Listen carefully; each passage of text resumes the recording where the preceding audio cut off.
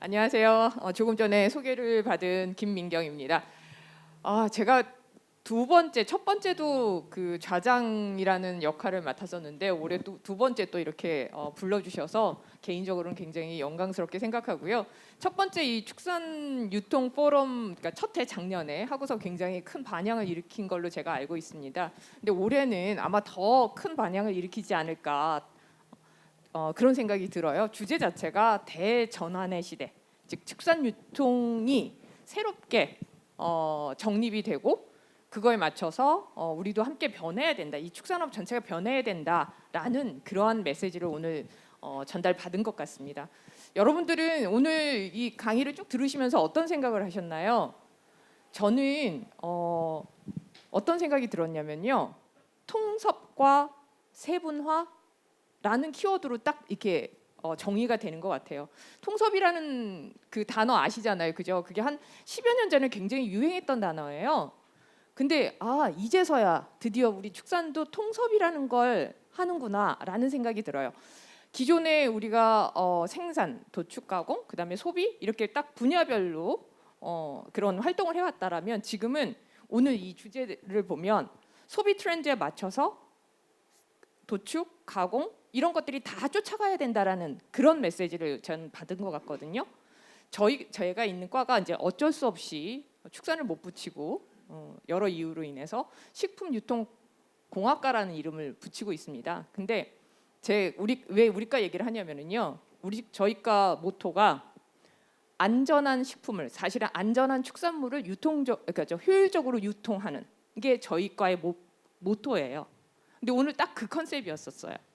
그래서 개인적으로는 굉장히 반갑고 그다음에 이렇게 변해가는 게 너무나 당연한 건데 이제서야 모두가 합을 맞추고 있구나라는 생각이 들어서 굉장히 뜻깊은 그런 강연들이었다고 생각을 합니다. 자, 그래서요 제가 서두가 너무 길었습니다. 하도 너무 재밌는 얘기를 많이 들었거든요. 특히 이제 오늘 첫 번째로는 조병관 교수님과 그다음에 노승만 본부장님께 먼저 말씀을 드릴 텐데요. 조병관 교수님은 뭐 ICT 개념을 이렇게 쉽게 잘 설명해 주시고 또 그걸 어떻게 적용하는지까지 실례로 너무 잘 보여주셨고, 그다음에 노승만 본부장님께서는 실제로 그게 어떻게 적용이 되는지 산업 현장 자체를 이렇게 보여주셨어요. 그래서 아마도 이 ICT라든가 스마트 팩토리에 대해서 누구보다 자신 있게 말해주실 것 같은데요.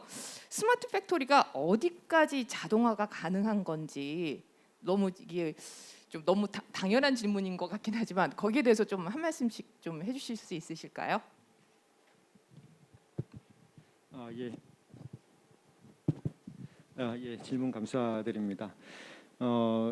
사실은 스마트팜 같은 경우에는 거의 완전 자동화가 아마 가능할 것 같습니다. 현재도 도입 단계부터 해서 가공 그리고 출하까지 우리나라는 아직까지 완전 자동화에 대해서 이제 뭐 따라가고 있는 입장이지만 축산 선진국 같은 경우에는 이미 제품화가 됐고 많은 부분이 이제 자동화가 됐습니다. 그래서 조금 더 정교한 과정을 거치면 완전 자동화하는 것이 가능하지 않을까 그렇게 생각이 들고, 그 다음에 제가 발표 때도 말씀을 드렸지만 이제는 그 소비자의 니즈에 맞춘 그런 등급화가 필요하고 도축을 하고 나서 등급화를 하고 등급 자동화까지 하는 경우에 기술들이 사실 조금 더 보완이 돼야 되는 부분들도 있습니다. 그래서 이런 부분들이 보강이 된다면 완전 자동화하는 것이 가능하지 않을까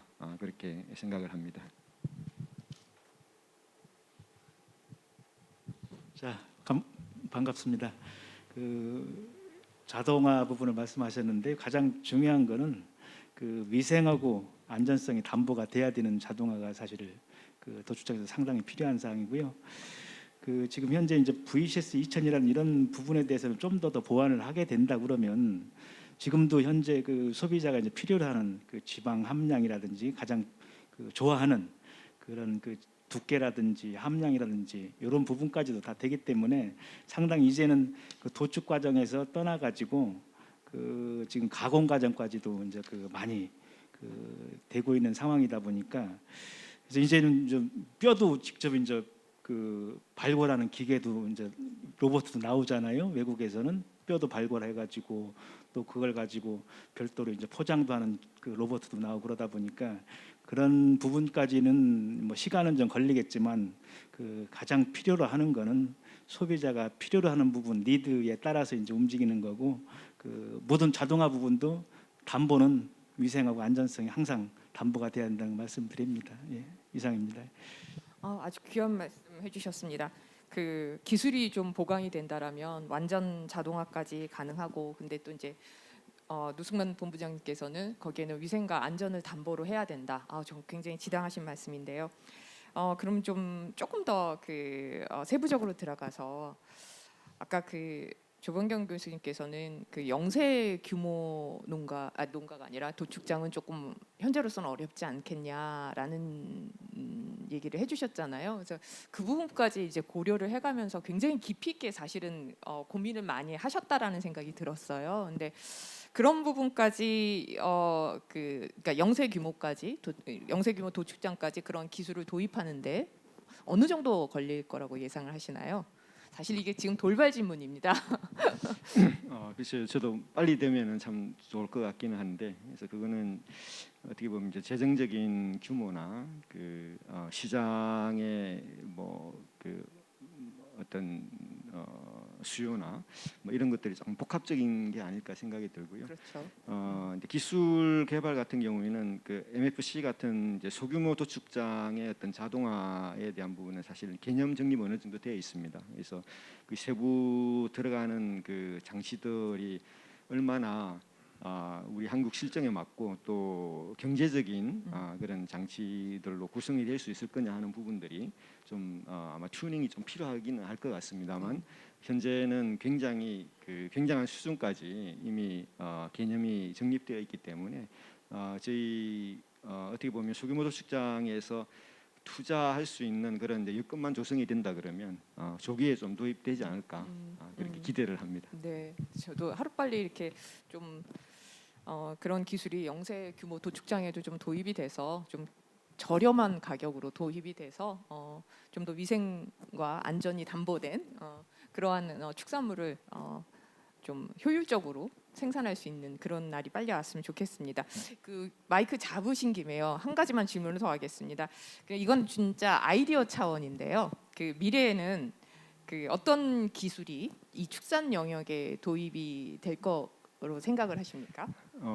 예, 아주 광범위한 질문 같습니다만 일단 오늘 이제 ICT 기술하고 관련돼서는 저는 이제 데이터 통합을 좀 이야기하고 싶은데요. 그러니까 도축장에서 나온 그 도체들 그리고 제품들이 이제 등급화가 되면은 사실 이제 이 등급 그 정보들이 사실 축산 농가에 피드백이 돼서 육종과 관련된 이런 그 노력에 상당히 좀 활용이 되면 참 좋을 것 같거든요. 그래서 그 데이터들이 끊김이 없이 이렇게 흘러가는 그런 체계 구축이 앞으로 좀 많이 구성이 돼야 될 것 같고요.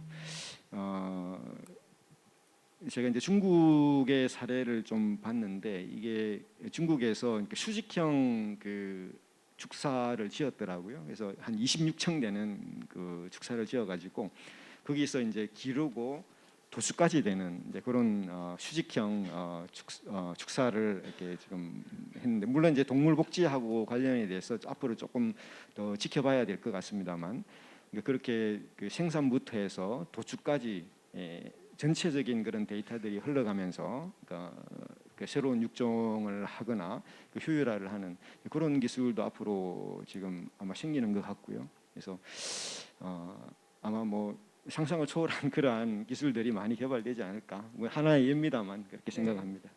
아까 노승민 본부장님께서 왜 일직선이기 때문에 그 ICT 기술 접목에 굉장히 유리했다라고 말씀을 해주셨는데, 이제 미래에는 그냥 평면상이 아니라 수직상에서 뭔가 이제 좀 더 고차원적인 그러한 기술이 좀 적용이 되지 않을까. 원래 우리가 아이디어가 먼저 가는 거잖아요. 그리고서 기술이 도입됐지.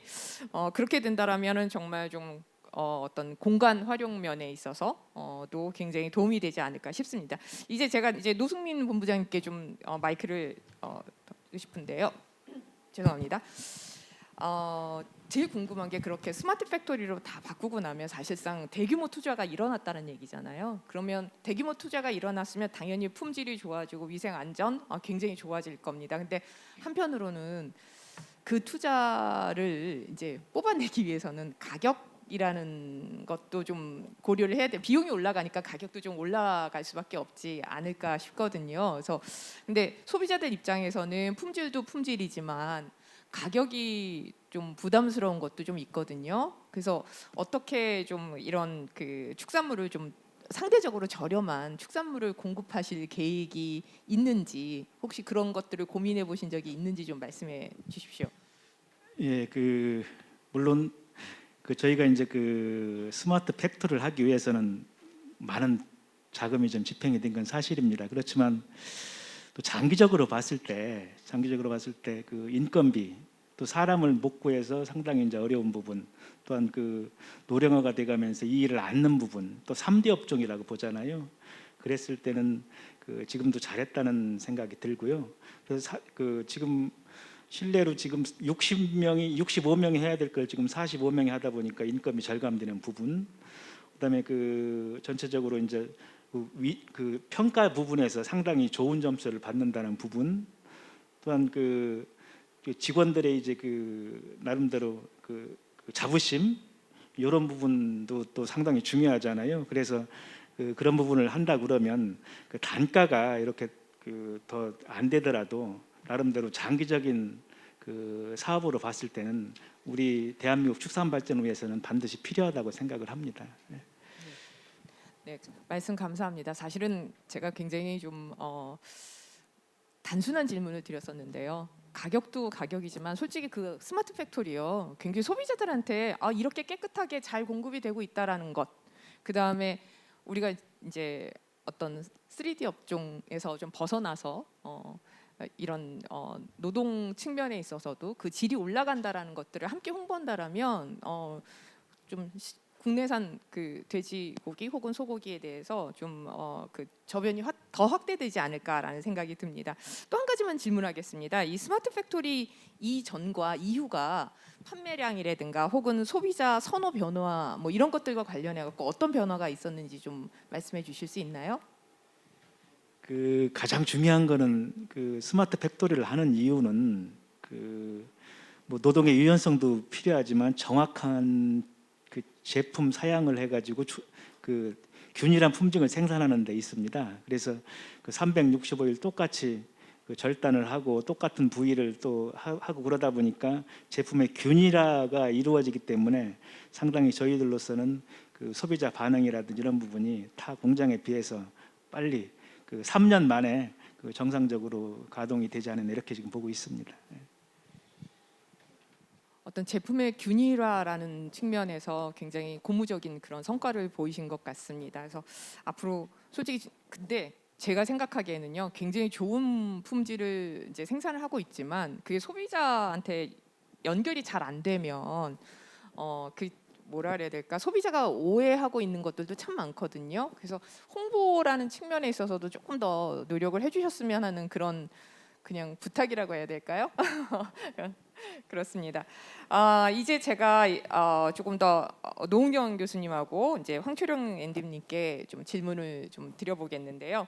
사실 아까 차진경 교수님, 차경진 교수님, 차경진 교수님이 어떤 빅데이터하고 빅데이터하고 그다음에 개인 어떤 소비자 특성에 맞는 마케팅 개념을 설명해 주셨다라면 노은경 교수님은 이 개념을 실제 상황에 어떻게 적용을 하고 그 다음에 어떻게 확장할 것인가에 대해서 실례로 아주 간결하게 설명을 잘 해주셨어요. 그래서 소비 환경 변화라든가 소비자 키워드 뭐 이런 형태로 해서 어떤 트렌드를 설명을 해주셨는데요. 그러나 여전히 이제 우리 단순하게 축산물 소비가 어떻게 변할 것인가, 이게 이 시장이 더 커질 것인가, 수입육과 경쟁에서 어떻게 우리가 살아남을 수 있을까.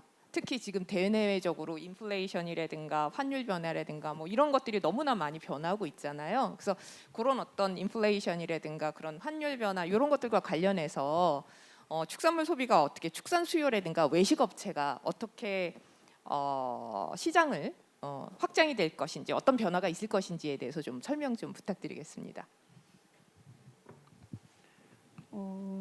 사실 10,000원으로 점심 한 끼 때우기가 요즘 굉장히 어렵다라는 생각을 저도 이제 학교에서 점심 먹을 때 하고 있는데요. 그만큼 인플레이션이 우리 생활 전반에 되게 많은 영향을 미치는 것 같아요. 코로나가 시작되고 나서 사실은 집에서 이제 음식을 해 먹으면서 뭔가 이제 집밥이 굉장히 각광을 받았었죠.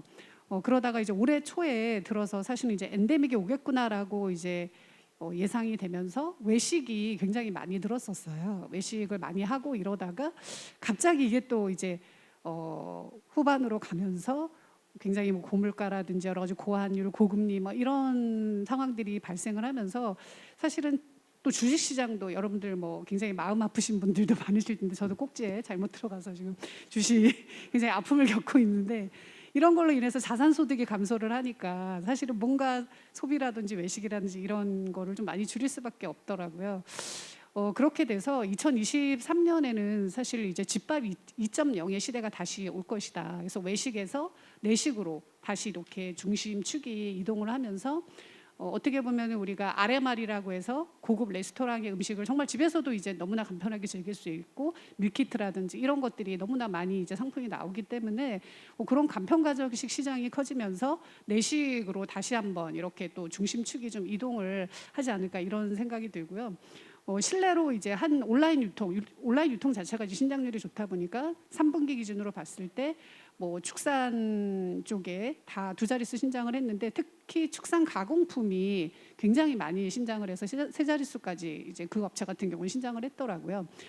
그래서 이제 제가 보기에는 2023년이 2022년보다 축산 소비는 조금 더 줄어들 수는 있을 것 같아요. 그렇지만 약간 밸런싱이 직접적인 축산의 소비가 조금 줄어들더라도 간편 가정식에서의 어떤 대체 수요가 좀 늘어나면서 그쪽으로 또 많이 이제 이동이 되면서 생각한 것보다는 그렇게 가파르게 뭔가 이제 꺼지지는 않을 것이다 이런 식으로 생각이 되고요. 그다음에 이제 인플레이션이 사실 이제 외식업계 창업에도 또 많은 영향을 미치는 것 같아요. 그래서 뭐 글로벌한 굉장히 유명한 대형 프랜차이즈 외식업체들이 사실 서울, 그러니까 한국 시장을 굉장히 마켓으로 해서 많이들 진출을 하고 있죠. 그런 것도 물론 계속 그 흐름은 이어지겠지만 오히려 이제 2023년 같은 경우는 이제 경제 상황이 안 좋아지면서 1인 창업이라든지 아니면 10평 미만의 작은 어떤 스몰한 그런 샵들이 오히려 또 좀 더 많아지지 않을까 그런 생각이 들어서 어떻게 보면 축산업계에서는 이런 B2B 시장을 좀 공략을 할 때 그런 부분의 시장이 조금 더 커질 것이다라는 거를 감안을 하시면서 그분들 창업하는 분들에게 어떻게 하면 원활하게 이런 축산이 잘 공급이 되게 할 것인지 그런 부분에 있어서의 솔루션도 좀 주어져야 되지 않을까 그렇게 생각이 듭니다. 말씀 감사합니다. 지금 축산하시는 분들한테는요, 어떤 그러니까 스몰샵 B2B 시장이 커질 것이다라고 딱 이렇게 꼬집어서 얘기를 해주셨어요. 그래서 그런 부분에 대해서 우리가 준비를 할 수 있다라면 굉장히 좋을 것 같다라는 생각이 들었고요. 외식보다는 이제 가정식으로 많이 전환이 될 것이다. 물론 한동안 이제 그렇게 될 수 있겠죠. 그러면 가정간편식이 올라간다. 가정간편식이 올라가면 국내산 축산물에 빨간 등이 켜지는 게 아닌가?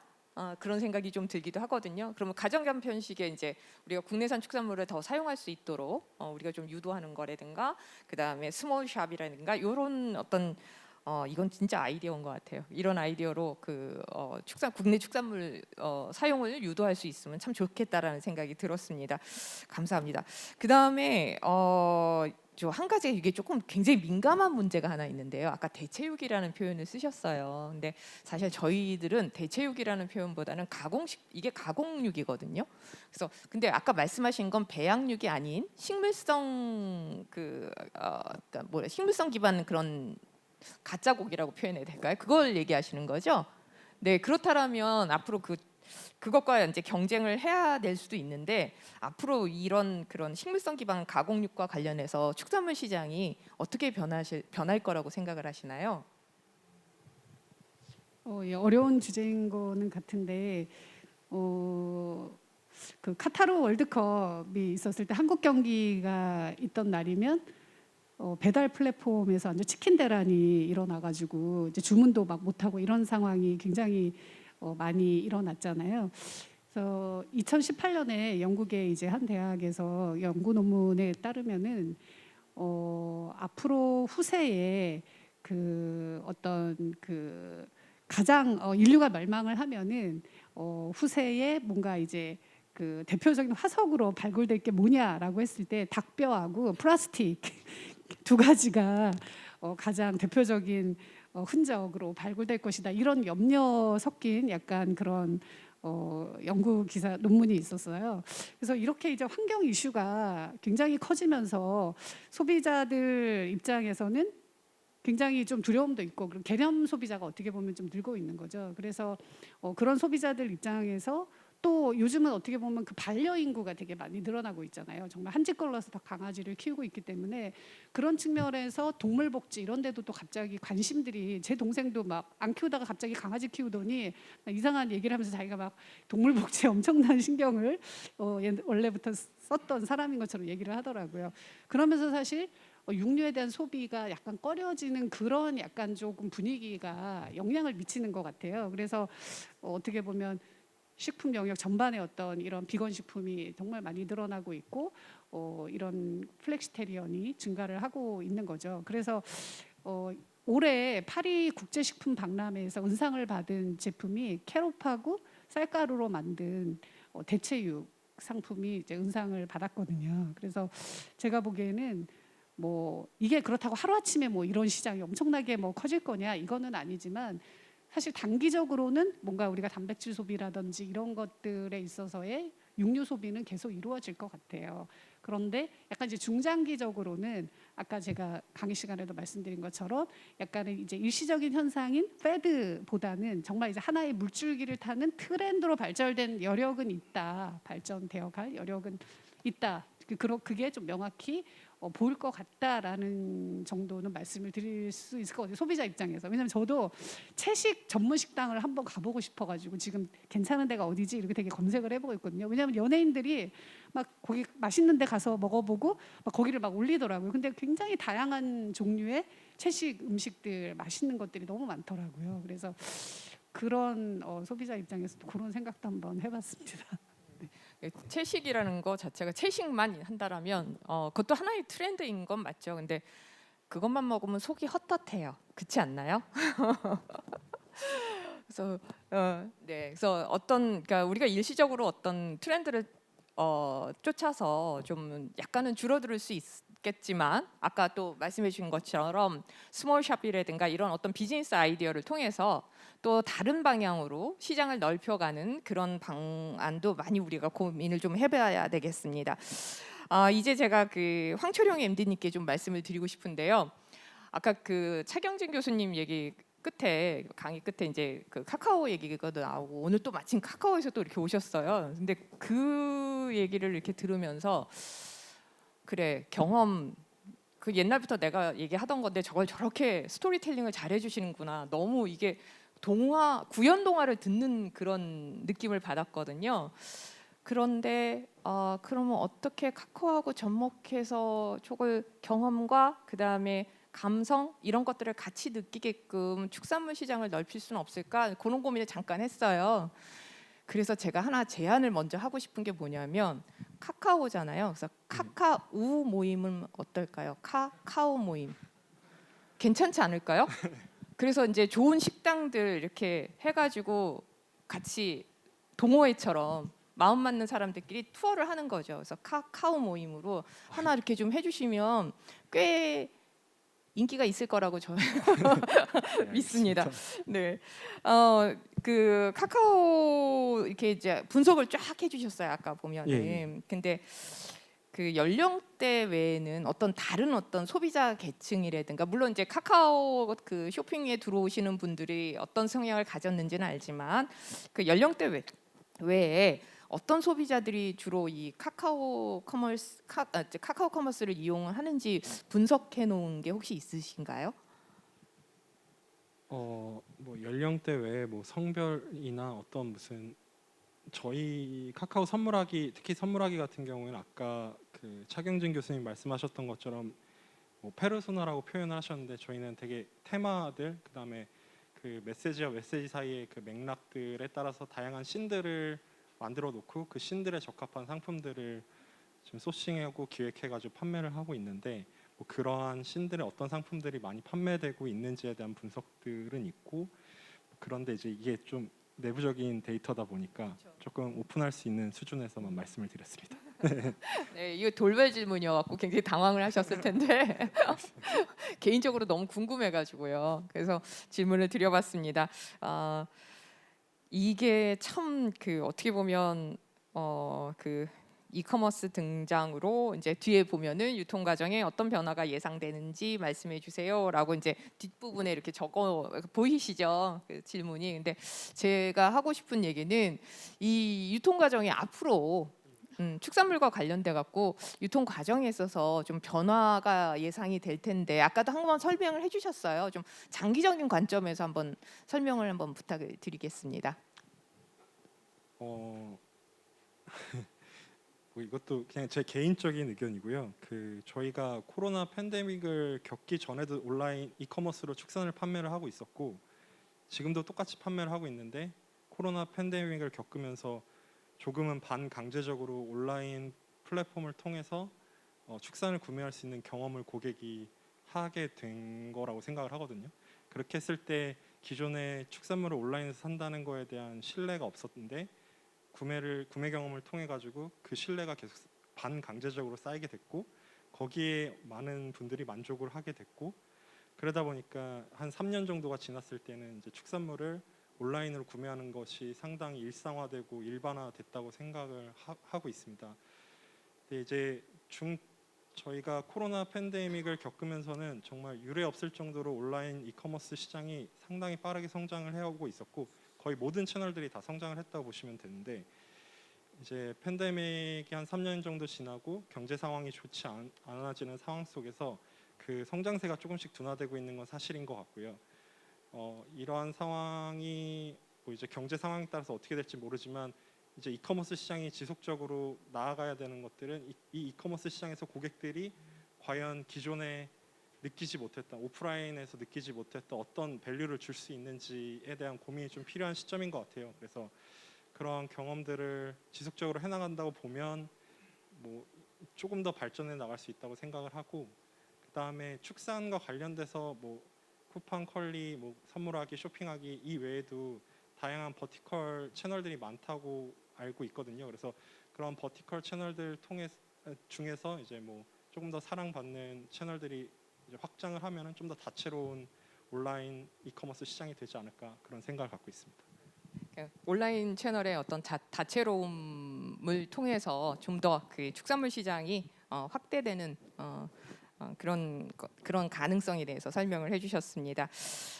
그 다음번에 질문이요 뭐였냐면 소매 단계에서 수입 축산물과 국내산 축산물 시장의 차이점, 그러니까 카카오에서 느끼는 그런 것들에 대해서 좀 소비 전망하고 좀 말씀해 주십시오. 그러니까 카카오 사례를 통해서 보면 좀 지엽적일 수 있는데, 그러니까 제가 생각하는 수입 축산물과 국내 축산물의 차이점은 현재까지 수입 축산물은 국내 축산물에 비해서 이제 가격적인 우위를 통해 가지고 시장을 확장해 오고 있었고, 국내 축산물은 아무래도 이제 가격적으로 여류에 있다 보니까 그 시장들을 조금씩 빼앗겨 오고 있는 상황이라고 생각을 합니다.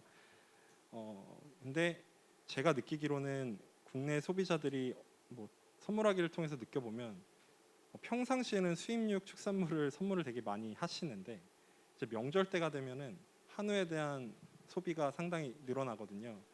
이런 거를 봤을 때는 아직까지 국내 소비자들에게 있어서 국내 축산물에 대한 인식은 되게 좋은데 아무래도 이게 가격적으로 열의에 있다 보니까 좀 계속 좀 시장을 빼앗기고 있는 생각이 드는데 이런 부분들을 저희가 좀 국내 축산물을 성장시키기 위해서는 좀 이런 부분들을 머리를 맞대고 고민을 해야 되지 않을까 싶고, 근데 워낙 국내 축산물이 수입 축산물에 비해서는 품질적인 측면에서 좋다고 생각을 하기 때문에 뭐 이런 거를 어떻게 홍보를 하고 성장시켜 나갈 수 있는지는 계속해서 고민을 해야 될 부분이라고 생각을 합니다.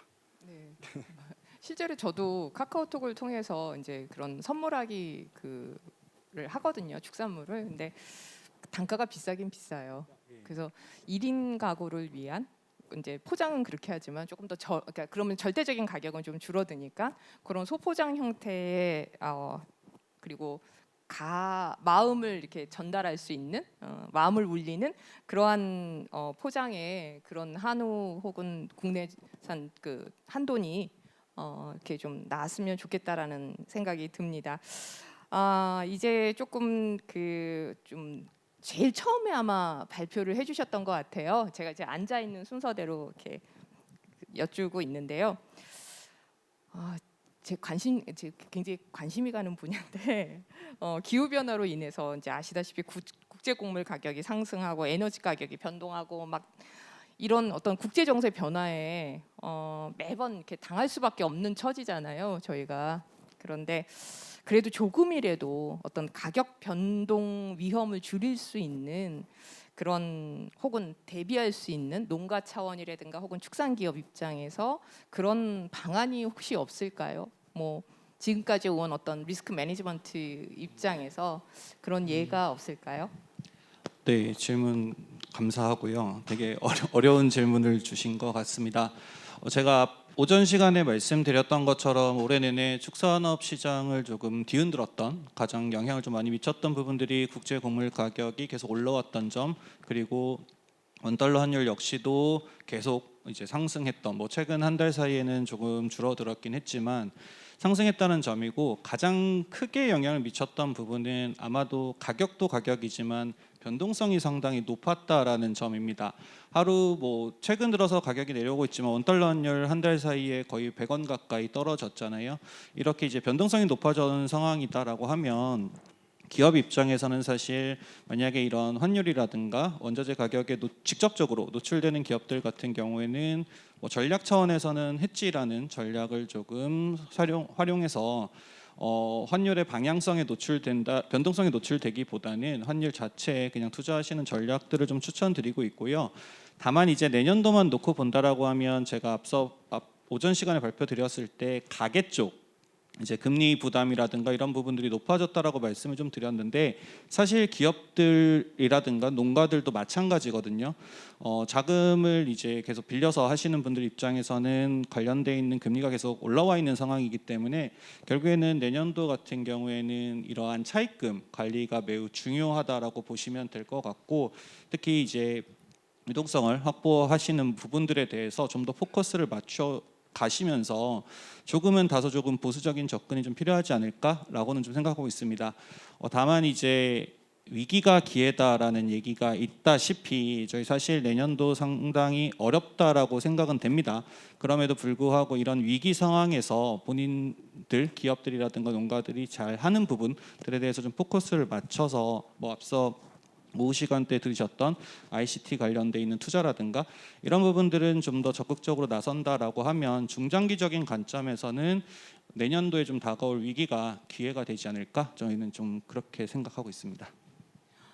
차입금 관리 굉장히 중요하죠, 진짜. 예, 맞습니다. 특히 내년처럼 약간 경기가 그렇게 좋게 예측이 안 되는 상황에서 보수적인 접근이라든가 차입금 관리 그렇게 좋은 말씀해 주셨고요. 하지만 장기적인 입장에서는 투자는 좀 더 적극적으로 해야 되지 않겠느냐라는 말씀을 해주셨습니다.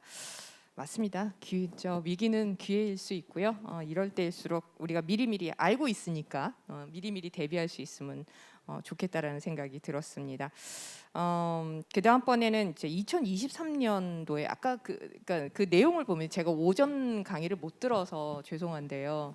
그 내용에 보면은 소 같은 경우에 수입소 같은 경우에는 이제 수입이 좀 줄어들고 가격은 올라갈 것이다. 이제 뭐 미중 문제도 있고 여러 가지로 해서 그다음에 하지만 돼지 같은 경우에는 수입선이 좀 늘 것이다라는 그런 예측을 해주셨어요. 근데 그게 어떤 거에서 좀 그런 결론을 내리실 수 있는 건지 좀 그런 근거라든가 그런 것들에 대해서 설명을 다시 한번 좀 부탁을 드리겠습니다.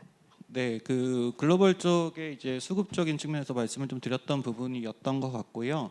일단은 한우 쪽 말씀을 좀 드리면 저희 이제 제일 많이 수입을 하는 곳이 미국이잖아요. 근데 미국에서의 자체적인 공급량 자체가 뭐 미국 쪽에서는 선제적으로 올해 상반기에 도축을 좀 많이 하다 보니까 올해 하반기, 4분기, 내년 1분기에 공급량 자체가 많이 줄어드는 부분들이 있습니다. 그런 부분들이 있다 보니까 내년도에 저희 쪽으로의 수입량 자체는 조금 줄어들지 않을까라고 좀 말씀을 좀 드렸고요. 가격 측면에서는 이제 원달러 환율이 내년도 하반기로 가면 갈수록 점차 하향 안정화될 것이다라고 말씀을 좀 드렸는데 문제는 미국 쪽에서의 공급량 부족으로 인해서 미국 내에서의 소 가격 그리고 송아지 가격 자체가 너무 올라오고 있습니다. 그렇기 때문에 그런 부분들이 원달러 환율 하락에도 불구하고 조금 어느 정도 원달러 환율에 대한 원달러 환율이 내려가는 부분들에 대한 효과가 조금 상쇄되는 부분들이 좀 발생할 것이다. 좀 저희는 그렇게 좀 보고 있고요. 유럽 쪽 같은 경우에는 돼지고기 쪽 같은 경우에는 뭐 미국보다는 요새는 이제 유럽 쪽에 대한 수입을 좀 많이 늘리고 있다라고 좀 보시면 될 것 같고요. 다만 이제 글로벌리하게 가장 큰 문제는 뭐 저희도 그렇지만 미국, 유럽 모두 지금 사람 구하기가 너무 쉽지 않은 뭐 이런 이제 코로나 이후에 이런 관련돼 있는 업무들을 하지 않으려고 하시는 분들이 많이 생기고 있기 때문에 이런 운영비 측면에서의 부담이 결국에는 이제 현지에서의 가격을 좀 상승시키고 있는 요인들이기 때문에 환율 하락에 대한 이제 영향 효과, 수입산에서의 긍정적인 효과들이 조금은 더디게 반영되지 않을까라고 보고 있고 특히 이제 올해는 이제 강달러 환경이다 보니까 유럽 쪽, 유로화 쪽이 상대적으로 약세되면서 약세를 보이면서 그쪽에서 좀 긍정적인 효과들이 있었는데 오히려 내년에는 강달러 환경이 좀 약화된다라고 한다면 유럽산 쪽에서의 가격 상승 좀 예상이 된다 이렇게 좀 말씀드릴 수 있을 것 같습니다. 그러면은 제가 느끼기에는 이제 어떤 거냐면요. 그러니까 수입 쇠고기 같은 경우에는 조금 좀 적게 들어올 것 같고, 그 다음에 수입 돼지고기 같은 경우는 조금 시장이 확장될 것 같으면 한우 농가는 좋고 돼지 농가는 슬프고 뭐 그런 상황인 거잖아요. 근데 네, 그것만 놓고 보면 그것만 놓고 본다면요. 근데 거기에 경기라는 아주 좋지 않은 그런 예측이 계속해서 나오고 있어서 사실 이거를 종합적으로 어떻게 타개를 할 것인가 그게 큰 농가나 그다음에 축산기업 입장에서는 큰 어떤 과제가 아닐까 내년에 그런 생각이 들었습니다. 자 이제 저희 패널 토론이 이제 마지막을 향해서 달려가고 있는데요. 우리 정부 의견을 또 안 들어볼 수가 없잖아요. 특히 이제 내년부터는 축산유통팀이 새롭게 이제 등장을 하는데 그만큼 축산 유통이 굉장히 중요하고 이제 중심으로 이 축산에 있어서 자리 잡아간다라는 그런 얘기인 것 같습니다. 그래서 홍성현 사무관님 여기 나오셨는데요. 축산 유통팀에 대해서 간략하게 좀 소개를 해주시고요. 또 한 가지는 2023년에 그 축산 정책 방향성하고 뭐 축종별 국내 및 수입 시장 현황 등에 대해서 좀 설명을 부탁드리겠습니다. 예, 제가 작년에 2회 때도 토론자로 왔고요.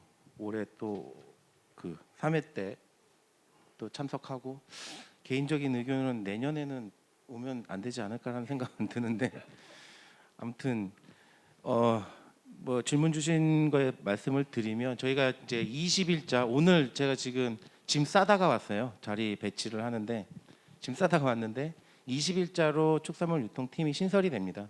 저희 농림축산식품부 전체 조직 개편에 맞춰서 많은 조직들이 생기는데 그 중에 축산국은 축산정책관으로 관실로 바뀌고요. 거기에서 기존의 축산정책과 축산경영과 축산환경자원과에다가 플러스 저희 이제 축산물 유통팀이 좀 생기게 됩니다. 그래서 그 조직 자체는 지금 축산정책과의 유통관리계와 유통기획계 그다음에 축산경영과의 이력계가 이제 세 개가 한 팀으로 좀 되고요. 그래서 이제 팀장 한 분 하셔가지고 총 7명 조직으로 시작을 합니다. 이것도 제가 유통팀을 신설을 요청을 행안부에다 계속 요청을 했던 게 제가 기억하는 것만으로도 한 5년 정도 됐고요. 제가 업무를 맡고 나서 지속적으로 좀 계속 좀 요청을 해서 다행히 올해 그리고 작년에 했었던 성과들이 조금 나타나면서 행안부에서도 조금 봐주셔서 그렇게 저희 그 정식 직제로 잡았고요. 그래서 유통기획, 그러니까 저희 개는 조금 명칭이 좀 바뀔 것 같아요. 그래서 저 같은 경우에서는 이제 제가 유통 수급계를 좀 맡을 것 같고요. 그 다음에 저기 제도 기획계, 그 다음에 관리 이력계 이렇게 해서 세 개 개로 되는데요. 다른 개들에 비해서 저기 명칭이 좀 깁니다. 뭐 관리 이력, 유통 수급처럼 그만큼 일이 좀 늘어나는 것 같아서요.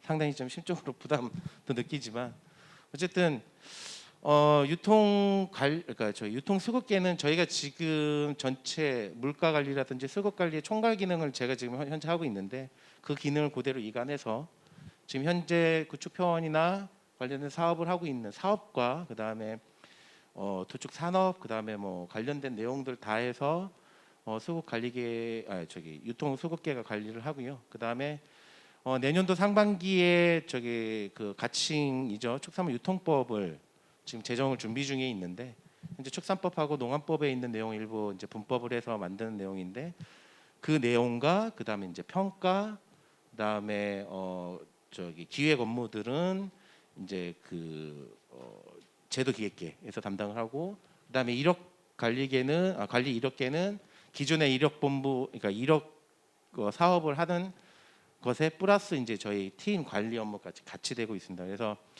저희가 축산물 유통에 대한 범위 자체가 상당히 넓기 때문에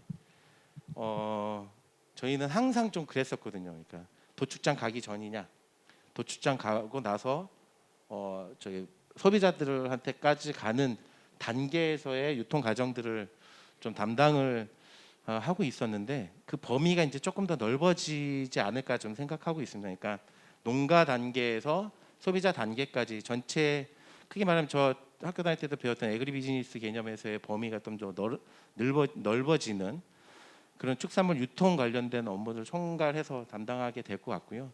거기에 또 맞춰서 아마 축산물 품질 평가원도 조직 개편이라든지 이렇게 좀 이루어질 것으로 보여지는데요. 어쨌든 축평원 같은 경우에서는 또 뒤에 이제 남궁본부장께서 말씀해 주시겠지만 유통 전문 기관으로서 또 이렇게 도약할 수 있는 어떤 기반이 만들어지지 않은가 그래서 생각하고 있습니다. 이상입니다. 저기 전망까지. 정책은 저희 이제 이번 정권도 그렇고 계속 그 얘기하는 게 어쨌든 수급 관리든 뭐 물가 관리든 할 때 이제 기본적으로 그 전에 안 그랬다는 건 아니고 어쨌든 빅데이터든 데이터 기반의 어떤 수급 관리를 좀 하겠다. 그 다음에 전체 우리 그 공급이나 수급 관리를 할 때 공급 중심이 아닌 소비자의 어떤 수요도 반영한 그런 그 공급 모형이나 수급 모형을 이용을 해서 정확한 그 물량과 가격을 예측해서 거기에 맞는 어떤 정책을 수립하고 대응을 하는 게 이제 주요 사업이 될 것 같고요. 거기에는 또 좀 먼저 말씀드렸듯이 유통법 제정을 통해서 뭐 도매 시장이든 각 유통 주체별로의 어떤 그런 기능들과 그 다음에 저희가 이제 관리를 해야 되는 부분들 그런 것까지 또 좀 더 확대를 시킬 거고요.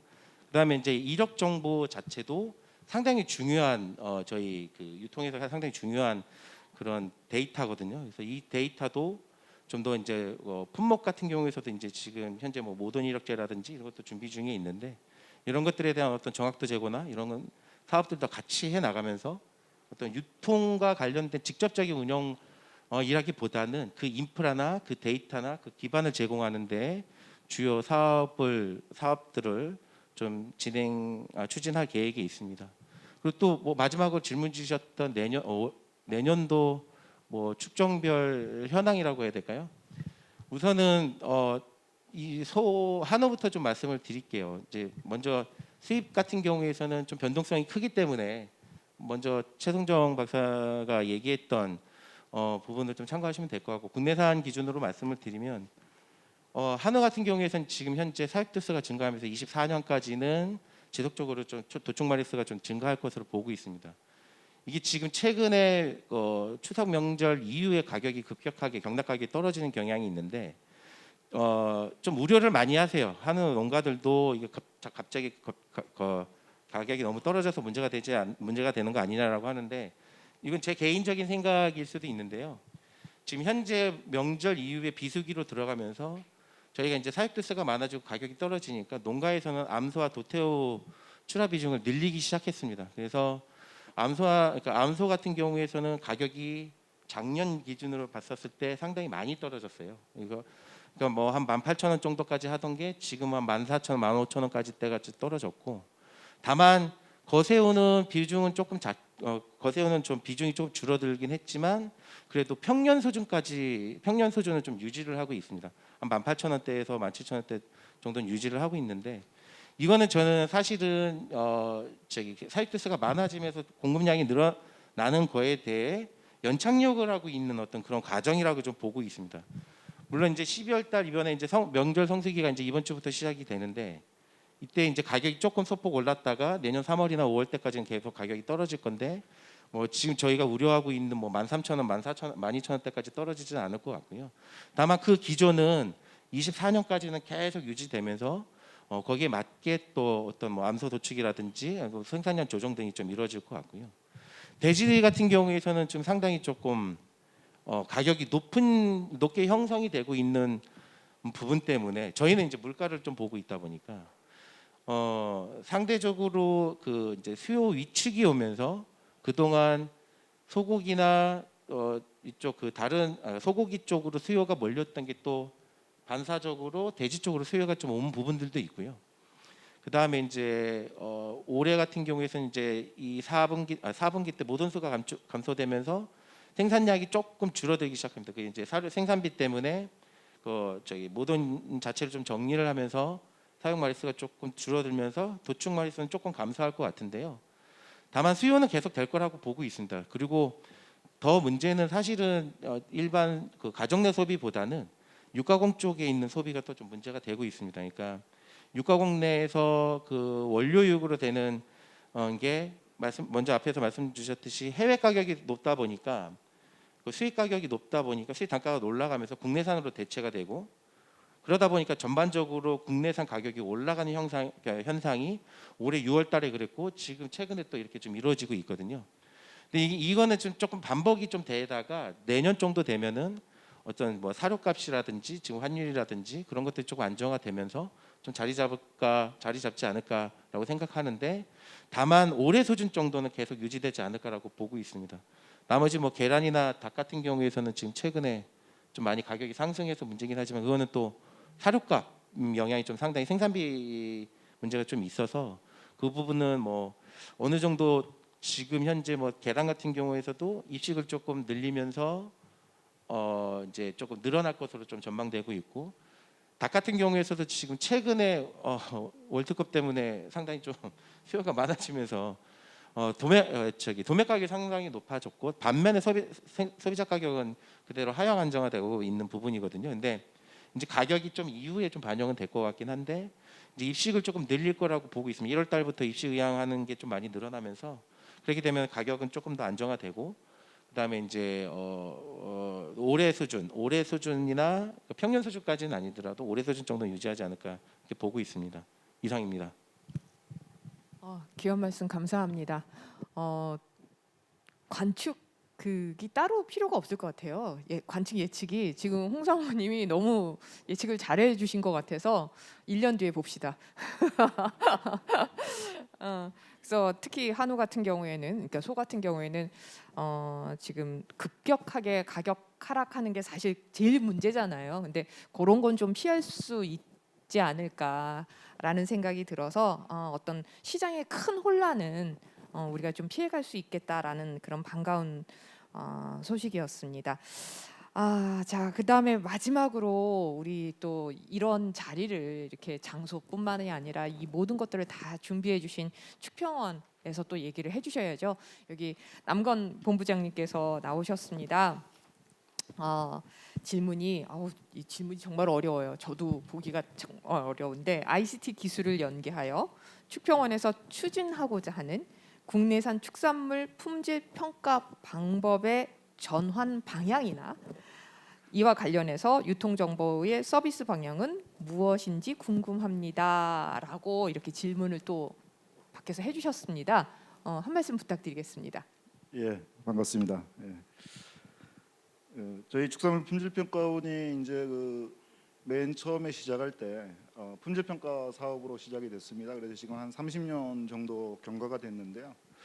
그 동안에 이제 저희가 축산물 품질평가 사업을 시작하고 또 이후에 축산물 이력 관리 사업, 그다음에 유통 정보 제공 사업이 지금 같이 진행되고 있는데 30년 동안 우리가 현장에서 활용할 수 있는 막대한 데이터가 누적돼서 보유되고 있는 상태입니다. 그럼에도 불구하고 저희가 이제 2010년에 여러분들 기억하실지 모르지만 이제 스마트폰 빅뱅이라 그래서 2010년도에 아마 스마트폰이 처음 우리나라에 보급이 됐고요. 그 이후에 이제 ICT와 관련된 여러 가지 기술들이 우리 사회도 마찬가지고 전 세계적으로 이제 휩쓸고 있죠. 그런 와중에서 제가 지금 이렇게 생각해 보니까 2016년도에 저희가 이제 돼지 이전에는 이제 사람이 판정을 하다가 지금 VCS 2000이라고 앞서 주제 토론에서 소개가 됐었는데 그 기계가 2016년도에 도입이 됐었습니다. 2016년도에 도입이 되기 이전에 2015년도에 제가 기억하기로는 저희 평가원에서 내부 직원들이 모여서 지금 인력 판정을 하고 있는데 VCS 2000이라는 이 기계, 그 당시에는 VCS 2000이라고 확정된 건 아닌데요. 하여튼 돼지 판정 장비였습니다. 그 돼지 판정 장비를 정부에서 도입을 검토해 보라고 하는데 이거 도입해야 되는 게 맞는가 열띤 토론을 거쳤었습니다. 그 당시에 이제 대부분의 반대하는 직원들도 있었지만 결론적으로 대부분의 직원들이 우리가 미래를 대비하기 위해서는 기계 도입이 필요하다. 왜 그러냐 그러면 그 기계의 속성이 사람이 판정하는 거에서 나오는 데이터보다 훨씬 많은 데이터가 나오니까 얼마나 이 데이터를 활용할 수 하면 우리 유통 쪽이나 생산 쪽에 피드백이 가능하지 않겠느냐.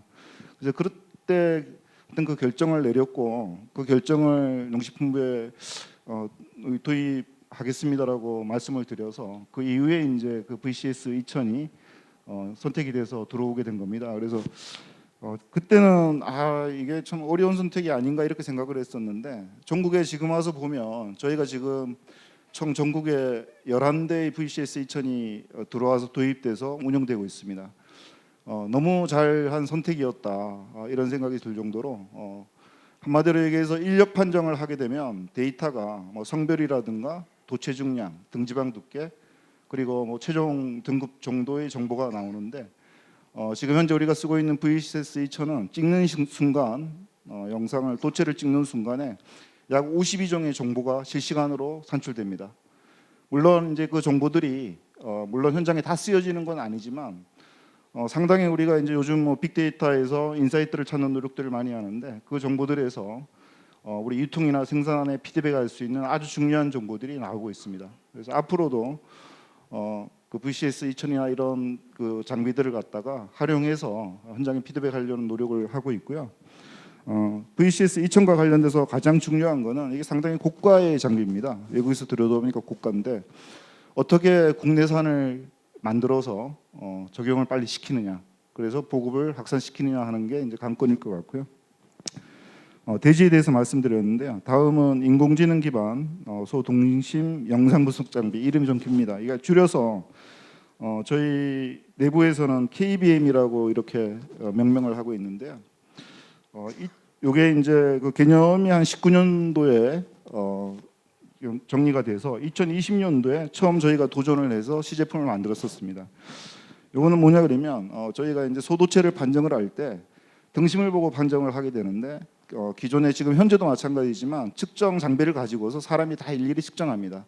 그래서 근내 지방도, 그다음에 등지방 두께, 등심 단면적, 그다음에 육색, 지방색, 조직감 이렇게 다 판정을 하게 되는데 사실 시간도 많이 걸리고 사람마다의 그 휴먼 에러가 조금씩 존재하게 됩니다.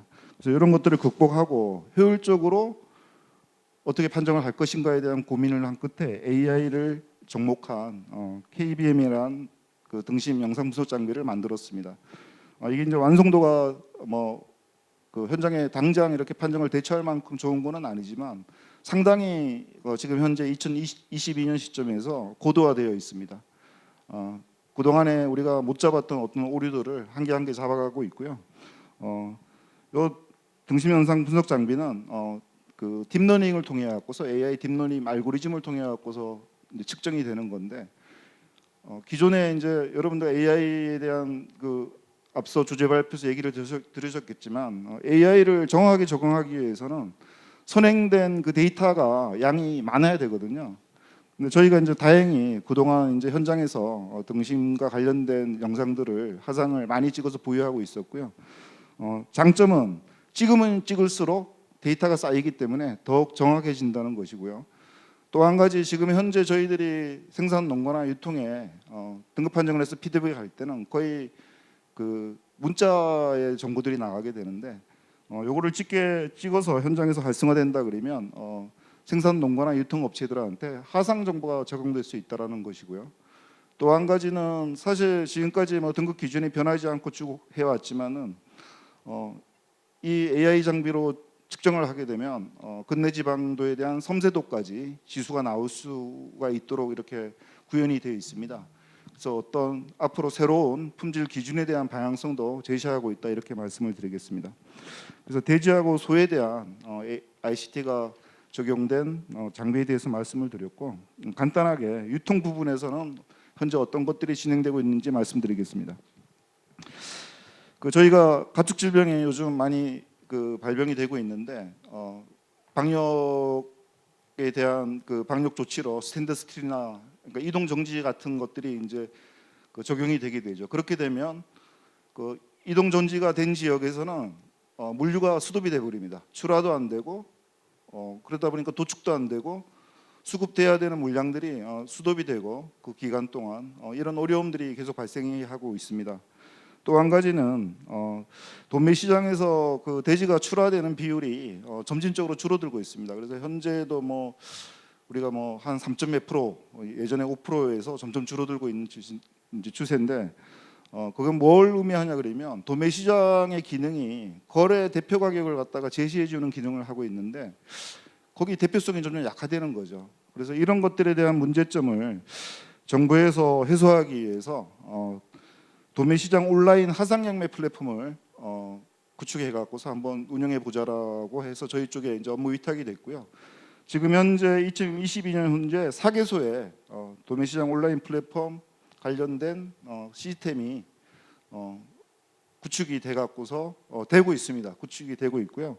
내년에는 본격적으로 가동이 될 걸로 보고 있는데 앞으로 이게 더 발전이 되면 크로스 경매라든가 뭐 그런 것들이 이루어질 걸로 이렇게 보고 있습니다. 그다음 그 우리 홍승현 사무관님께서 수급과 관련돼서 잠깐 말씀을 해주셨는데 저희 그 축산물 품질평가원이 수급 조절위원회 사무국입니다.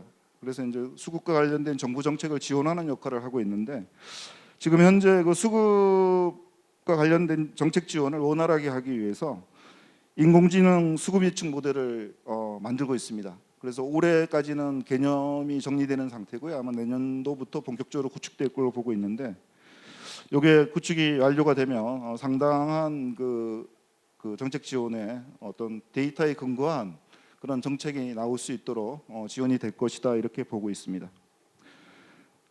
마지막으로 한 가지 더 말씀을 드리면 저희가 이제 축산물을 거래하게 되면 소비자의 요구라든가 또는 행정적인 필요에 의해서 많은 서류들이 필요합니다. 보통 저희가 이제 파악하기로는 뭐 12종 이상의 서류가 필요한 걸로 알고 있어요. 그래서 뭐 이력 정보라든가 또는 축산물 품질평가 확인서, 뭐 해썹 인증서 이렇게 물론 요구하는 거래처마다 틀리겠지만 이런 정보들이 다 현재 예전까지는 지면으로 종이 증명서로 발급이 돼서 상당히 이제 행정적으로 불편해지고 시간도 많이 걸리고 비용도 많이 들어갔었습니다. 저희 축산물 품질평가원에서 이런 문제들을 해결하기 위해서 몇 년 전부터 노력을 해서 지금 현재 이제 그 통합 증명서 전자 발행 서비스를 하고 있습니다. 이거 이제 저희 여러분들 뭐 아시는 분은 아시겠지만 그 우리 구글 스토어에서 원패스라고 치면 앱이 나옵니다. 그래서 그 앱을 깔고 회원 가입을 하면 사용할 수 있는데 저희가 이 원패스를 만들어서 뭐 의뢰한 결과 뭐 전국에서 이거를 사용하게 되면 1년에 연간 한 5천억 원의 절감 효과가 있다라는 그런 경제적 효과가 있다라는 그런 결과를 받았습니다. 그래서 어차피 유통의 효율성이라는 것은 비용을 줄이고 시간을 줄이고 이런 것들이잖아요. 그래서 축산물 원패스를 통해서 우리가 그 유통의 효율성에 기여할 수 있게 그 기여를 하고 있다라는 나름대로의 자부심을 갖고 있습니다. 두서없이 말씀을 드렸는데요. 이상으로 마치겠습니다. 네, 감사합니다. 굉장히 그 ICT가 어떻게 활용이 되고 있는지 축평원 단계에서 설명을 잘 해주셨어요. 특히 그 VCS 2000 같은 경우에는 그 얘기를 지금 꺼내신 이유가 꼭 저한테는 어떻게 느껴졌냐면요. 그 어떤 그 역사를 통해서 미래를 대비한다라는 그런 의미로 받아졌어요. 처음에는 정말 이걸 도입해야 돼 말아야 돼라는 그런 논의부터 시작이 됐을 텐데 결과적으로 그런 것을 도입함으로 인해서 우리가 이렇게 또 치고 나갈 수 있는 그런 기회를 마련했다라는 의미에서 정말 뜻깊지 않았을까 싶습니다. 그리고 한 5가지 정도로 얘기를 해주셨는데요. 특히 마지막에 어떤 원패스를 통해서 유통 효율성을 증가시켰다라는 그런 것까지 해갖고 한 얘기를 일목요연하게 잘 해주셨습니다. 네, 오늘은 이제 고객과 어떻게 소통 문제, 그다음에 플랫폼별로 다른 특성을 가지고 있는데 그거에 맞춰서 이제 품질을 좋은 품질로 이렇게 생산을 해야 된다 그런 얘기를 해주셨어요. 뭐 사실은 원론적인 얘기죠. 우리가 다 알고 있는. 하지만 이 시장 자체를 확대시키고 좀 더 좋은 시장으로 끌고 나가기 위해서 오늘 진짜 아주 뭐라 그래야 될까요? 너무 훌륭하신 분들이 여기 있어서 제가 일일이 어떻게 다시 한번 소개를 하기가 좀 그럴 정도인데 정말 오늘 좋은 말씀 너무너무 감사드리고요. 앞으로 우리 축산업에 있어서 이 유통 분야가 정말 효율적으로 잘 움직여서 더 큰 시장을 이룰 수 있도록 했으면 좋겠습니다. 이상입니다.